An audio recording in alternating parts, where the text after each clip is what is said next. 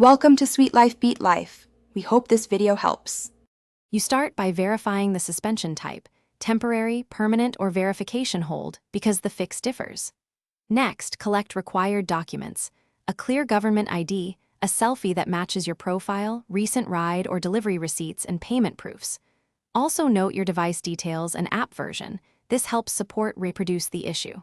Once done, open the Grab app or web portal, go straight to the account or help section, and choose the suspension option so you can submit everything without delay.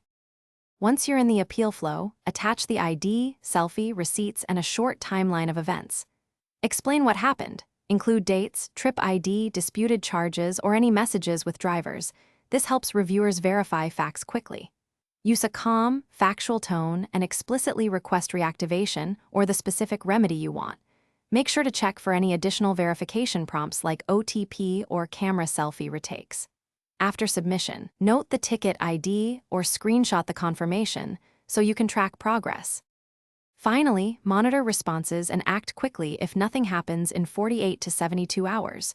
Resend the appeal and include the original ticket ID.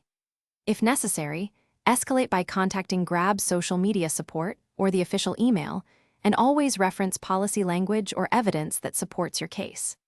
Meanwhile, troubleshoot technical issues by reinstalling the app, clearing cache, or testing another device.